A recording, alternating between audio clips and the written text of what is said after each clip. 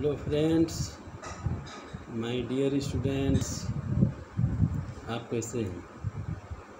आज आपके लिए क्लास टेंथ में साइंस सब्जेक्ट भी स्टार्ट कर दिया जा रहा है, क्योंकि आपका चैनल जो है एक्सपर्ट्स क्लासेस जो है काफ़ी पहले से जो है ये वर्किंग में है। तो आपने देखा होगा कि लास्ट एपिसोड में आपको क्लास 9th के साइंस के बारे में हमने पढ़ाया और आपकी प्रतिक्रिया रिस्पांस कैसी रही, वो भी काफ़ी पॉजिटिव रहा। तो आगे हम प्रोसीड करते हैं। क्लास 9th के बाद अब क्लास 10th में जो है आज साइंस का फर्स्ट चैप्टर पढ़ाते हैं। तो फर्स्ट चैप्टर क्या है कि रासायनिक अभिक्रियाएं एवं समीकरण, यानी केमिकल रिएक्शंस एवं इक्वेशंस। अब आपको इस चैप्टर में ये सीधे सीधे दिखाई दे रहा है कि कुछ ऐसे पदार्थ हैं जिसमें आपस में मिला देने पर उनमें रिएक्शन होता है, यानी वे एक नया चीज़ बनाने के लिए तैयार हो जाते हैं। केमिकल रिएक्शन मीन्स आपस में क्रिया करके कुछ नया बनाना, नया उत्पाद तैयार करना। ठीक है, आपको इसको बढ़िया से समझना है तो आप एग्जाम्पल्स पर ध्यान दीजिए। जैसे फर्स्ट ऑफ ऑल देखिए, ये लिखा हुआ है आपकी स्क्रीन पर, स्टडी मटेरियल है कि हमारा शरीर भोजन को पचा लेता है। अब इस एग्जाम्पल्स में आप स्वयं समझ रहे हैं कि हम जितनी भी पौष्टिक आहार लेते हैं तो हमारे शरीर में वो आहार का पाचन होता है और जो हमारे लिए लाभदायक होता है, यानी जो हमारे शरीर के लिए एनर्जी जिससे मिलती है, तो पाचन के बाद ही जो है एनर्जी मिलती है। तो भोजन का पाचन जो है शरीर के अंदर भोजन और उसके साथ साथ में कुछ जो है ऐसे लिक्विड तो नहीं कह सकते हैं, लेकिन कुछ केमिकल्स ऐसे होते हैं जो मिलकर ये भोजन का पाचन करते हैं। ठीक, ऐसे ही दूसरा एग्जाम्पल आप देखिए, आपकी स्क्रीन पर है कि हम सांस लेते हैं। ठीक, आप सोचते होंगे कि आपने वायुमंडल से या अपने आसपास से हवा ले लिया और आपका काम हो गया। ऐसा नहीं है। हमारे नाक के द्वारा या अन्न के माध्यम से शरीर में हवा, एयर जो है पास होती है, तो शरीर के द्वारा ही उसको हम अपनी सुविधा के अनुसार एनर्जी में कन्वर्ट कर लेते हैं। यानी हम हवा के ज़रिए भी हम, जैसा कि आप जानते हैं, सभी तरह की जो है जो भी हमारे बदलाव होता है वो हमारे शरीर के अंदर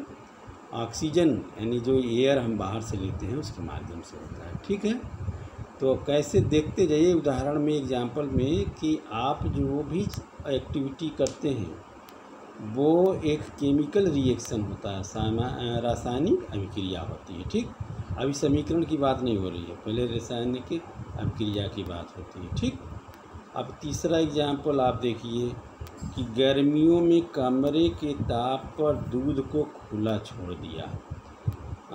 फ्रेंड्स, आप जानते होंगे कि दूध जो है ये बहुत ही नाजुक पेय पदार्थ है। ये आपने टाइमली इसको रूम टेम्परेचर या फ्रिज के अंदर रख दिया, दोनों में डिफरेंस है। फ्रिज में रख दिया तो सेफ़ हो गया, और रूम टेम्परेचर पर रख दिया, थोड़ा टेम्परेचर और ज़्यादा हो गया तो ये दूध हम देखते हैं कि फट जाता है, यानी दूध हम यूज करने लायक नहीं रह जाता है। ठीक है, तो एक तरीके से आप देखिए कैसे हमारे खाने पीने की चीज़ों में बदलाव हो रहा है, रासायनिक अभिक्रिया हो रही है। ठीक है, अब इतनी बात अगर आपको समझ में आ गई है तो हम आगे आपको बताते हैं कि रासायनिक अभिक्रिया और समीकरण क्या होता है।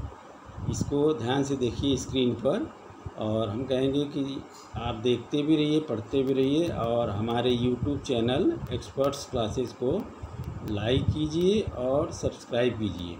देखिए आपका बहुत बढ़िया रिस्पांस है और आपके हिसाब से बहुत सारे स्टूडेंट्स जो है इस समय लाभ प्राप्त कर रहे हैं, और आप भी इसमें आप ज़्यादा से ज़्यादा लोग इन्वॉल्व होइए। ठीक, तो आगे आप मैटर देखिए कि पदार्थ की भौतिक एवं रासायनिक परिवर्तनों के कारण वस्तु की प्रकृति तथा पहचान में बदलाव होता है, चेंजिंग होता है। यानी जो भी पदार्थ हम खाते पीते हैं या यूज में लाते हैं, उसका भौतिक परिवर्तन होना मतलब उसके रंग रूप में बदलाव, उसके टेम्परेचर में बदलाव। ठीक। रासायनिक परिवर्तन मतलब कोई न कोई जो है केमिकल, कोई न कोई, जैसे अभी आपको एक नाम बता दें, H2O पानी, HCl हाइड्रोक्लोरिक एसिड, ये बहुत साधारण सा नाम है। ये आप उसके ज़रिए परिवर्तन के बारे में सोचते हैं। तो पदार्थ के भौतिक एवं रासायनिक परिवर्तनों के कारण वस्तु की प्रकृति तथा पहचान में बदलाव होता है। अब आगे देखिए, जब कोई रासायनिक परिवर्तन होता है तो हम कह सकते हैं कि एक रासायनिक अभिक्रिया हुई, यानी केमिकल रिएक्शंस हुई। अभी आपने देखा रासायनिक परिवर्तन क्या होता है। अब उस परिवर्तन के होने के बाद क्या कहा जा रहा है कि अब मान लिया जाता है कि परिवर्तन हो गया तो केमिकल रिएक्शंस हो गया कंप्लीट। ठीक। अभी क्लियर हो गया कि रासायनिक परिवर्तन जब जब होता है तो उसको हम क्या कहते हैं, केमिकल रिएक्शंस कहते हैं। अब आगे हम प्रोसीड करते हैं। आगे लिखा है कि कुछ प्रैक्टिकल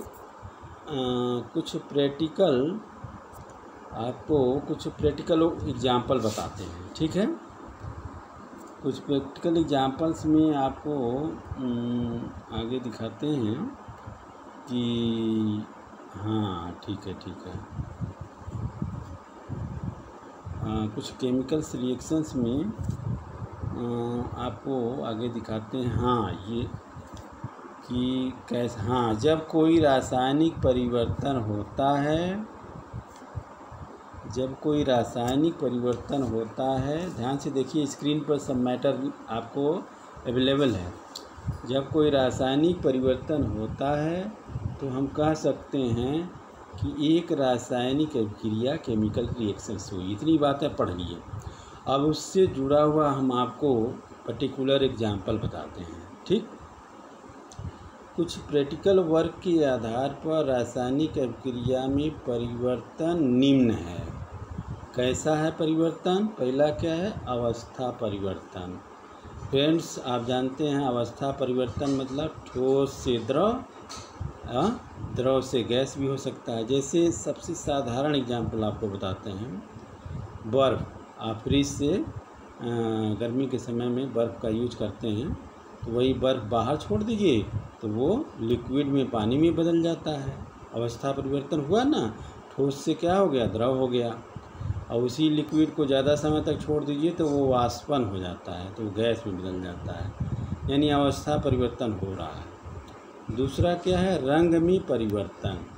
आपने देखा होगा कि बहुत से ऐसे खाने पीने वाले सामान हैं, ठीक है, जिसके कलर में चेंजिंग आ जाती है। वो क्या होता है, एक प्रैक्टिकल उदाहरण है केमिकल रिएक्शन का। और तीसरा आपको एग्जाम्पल बता रहे हैं, तापमान में परिवर्तन। तापमान में परिवर्तन यानी हम जो है देखते हैं कि वही दूध जो है फ्रिज में रखे हैं तो दूध यानी मिल्क जो है सेफ है। ठीक। वही आप बाहर रख दीजिए खुले में तो वो जो है दूध परिवर्तन के कारण दूध खराब हो जाता है, फट जाता है। ठीक है, दूध का फटना जिसको कहते हैं। वही दूध गर्म करके बॉयल करके आप जो है उसको यूज करते हैं तो वो नहीं फटता है। ये सब परिवर्तन आपके सामने दिख रहा है। अब हम आपको एक और बढ़िया टॉपिक पर ले चलते हैं, रासायनिक समीकरण। ठीक है, आपके चैप्टर का नाम भी यही है कि रासायनिक अभिक्रिया और रासायनिक समीकरण। अब ये बहुत मज़ेदार चीज़ है कि रासायनिक समीकरण को अगर आप एक एग्जाम्पल के माध्यम से समझें, जैसे मैग्नीशियम होता है, एलिमेंट मैग्नीशियम, संकेत उसका Mg होता है, ये आपकी स्क्रीन पर है। ऑक्सीजन है, ऑक्सीजन का संकेत क्या है, सिंबल क्या होता है, O2। ठीक है। अब ये दोनों आपस में रिएक्शन करके आप स्क्रीन पर देखिए ये मैग्नीशियम ऑक्साइड बनाते हैं। यानी क्या बना, उत्पाद जो है मैग्नीशियम ऑक्साइड तैयार हो गया। तो कैसे हुआ, मैग्नीशियम के कण और ऑक्सीजन दोनों आपस में रिएक्शन किए और उसके बाद मैग्नीशियम ऑक्साइड एक नया पदार्थ तैयार हो गया। ठीक, ये है केमिकल इक्वेशन। यहाँ शब्द समीकरण यानी जो अभी आप आगे, चूँकि स्टार्टिंग है ना, तो हम आपको शब्द समीकरण ही कहेंगे। शब्द समीकरण में आप देखिए अभिकारक, जिसको इंग्लिश में रिएजेंट कहा जाता है,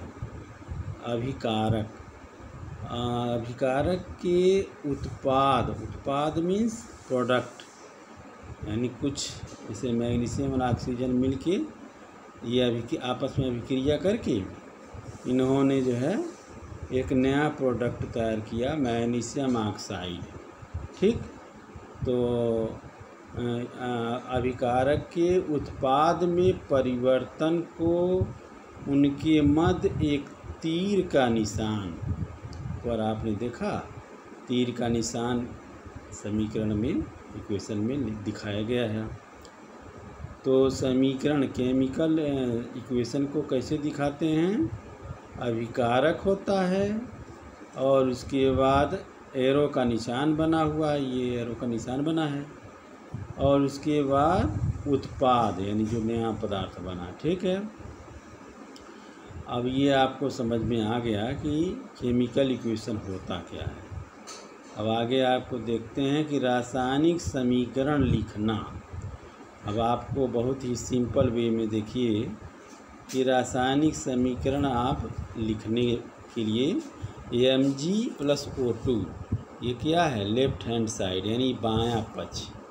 आप यहाँ ये भी क्लियर कर लीजिए, ये जो एरो बना है, एरो का निशान, ये आपके सामने ये बताता है कि बाएं तरफ यानी लेफ्ट हैंड साइड है और इसके दाएं तरफ यानी राइट हैंड साइड है। ये आपको शार्ट में हमने लिखा है RHS।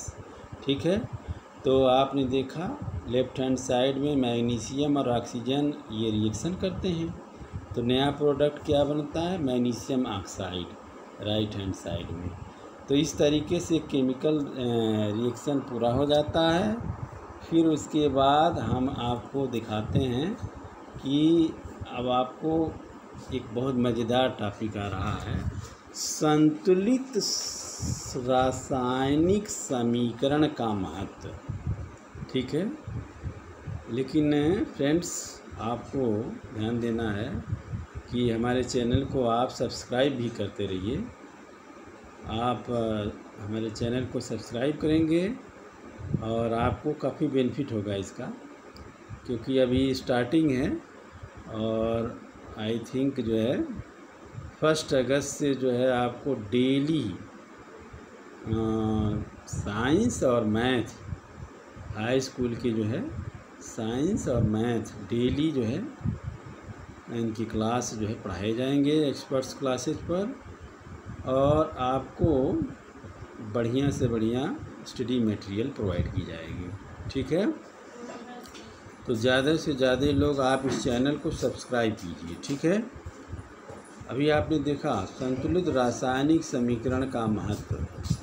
ठीक है, तो इसमें क्या है कि आपको द्रव्यमान संरक्षण का नियम, अब आपको रासायनिक समीकरण का महत्व बताने से पहले एक रूल आपके सामने है, ये पहले भी पढ़ा होगा आपने बहुत साधारण भाषा में, कि द्रव्यमान को हम नष्ट नहीं कर सकते हैं। ठीक है, तो केमिकल रिएक्शन में जो द्रव्यमान है, आपको द्रव्यमान संरक्षण का नियम याद होगा कि किसी भी रासायनिक अभिक्रिया में द्रव्यमान का न तो निर्माण होता है और न ही विनाश होता है।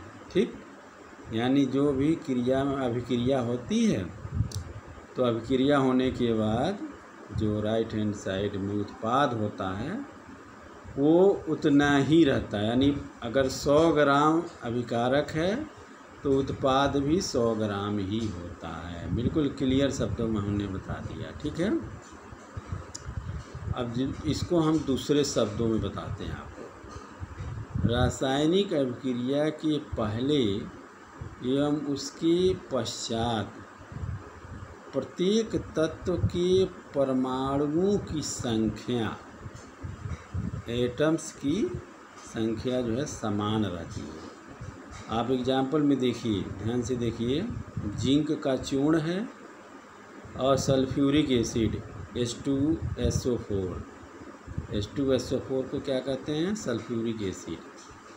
और इसमें जिंक का चूर्ण दोनों मिलाकर जो है ये रासायनिक अभिक्रिया करती है, ठीक है। अब ये एरो का निशान बना है, ये बता रहा है कि जो नया प्रोडक्ट तैयार होगा जिंक सल्फेट है। ये जिंक सल्फेट नया प्रोडक्ट तैयार हो गया, ठीक है। और साथ में हाइड्रोजन गैस भी तैयार हो गया, ठीक। तो जिंक और सल्फ्यूरिक एसिड मिलके क्या बनाते हैं? जिंक सल्फेट, ठीक है। तो अब इसके बाद आप ध्यान दीजिए कि भौतिक अवस्थाओं के संकेत लिखना।